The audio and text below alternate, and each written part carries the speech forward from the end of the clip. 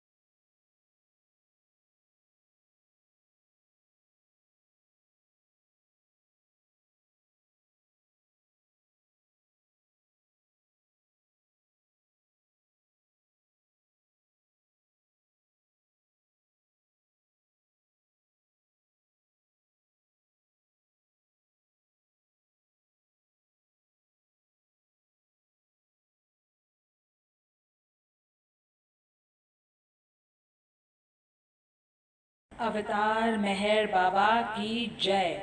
अवतार मेहर बाबा की जय। अवतार मेहर बाबा की जय। बाबा की जय। Avatar Meher Baba Ki Jai. Can everyone unmute and we'll say together 3 times?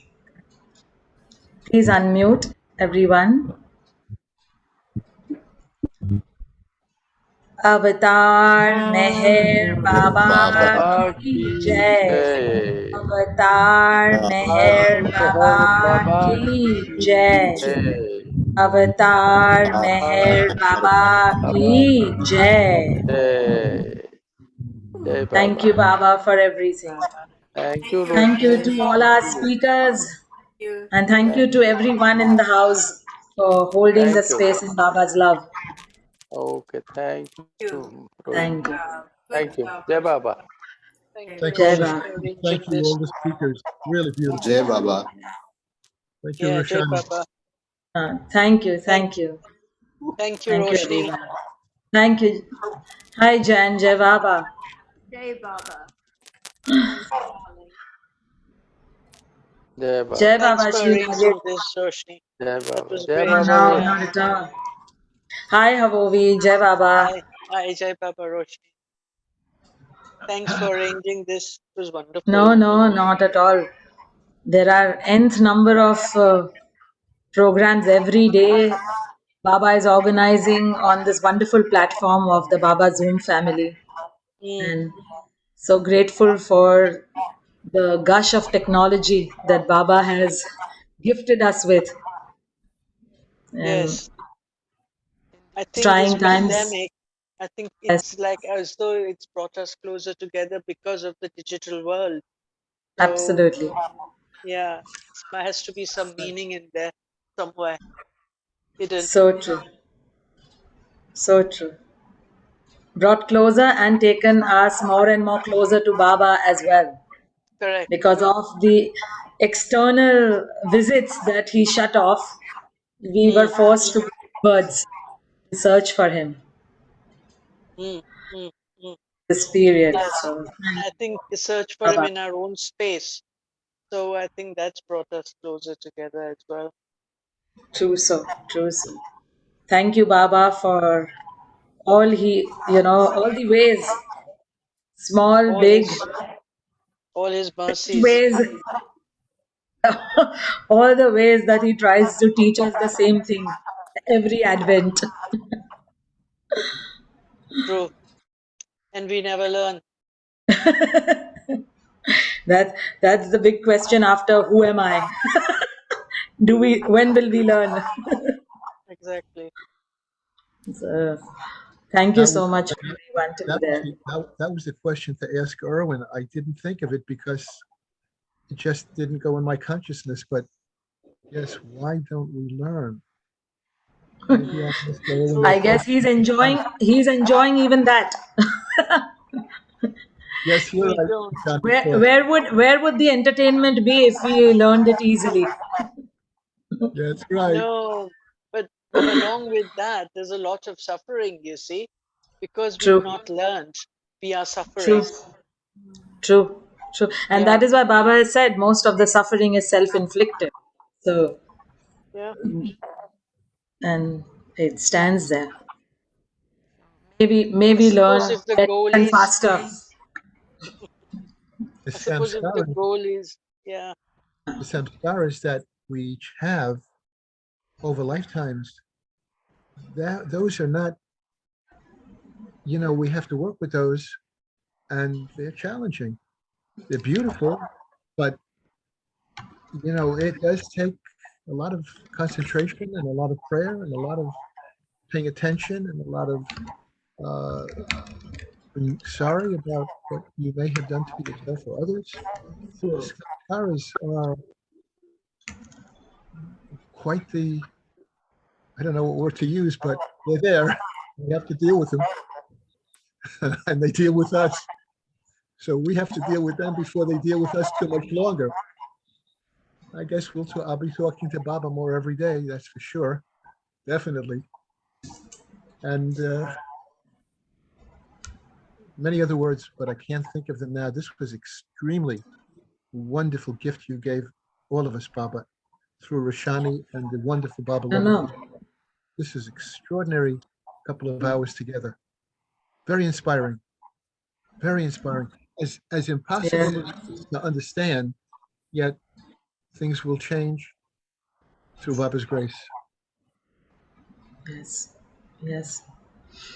True. He is the doer. He is all. So thank you, Baba, for everything once again. I was just sharing with someone that in childhood I remember the only prayer that I remembered besides the Zoroastrian prayers, that we do after the thread initiating ceremony. But I remember there's only, few lines in this prayer. Thank you, God, for the birds that sing. Thank you, God, for the food we eat. Thank you, God, for everything. And that has always stuck to me. And it goes for Baba as well.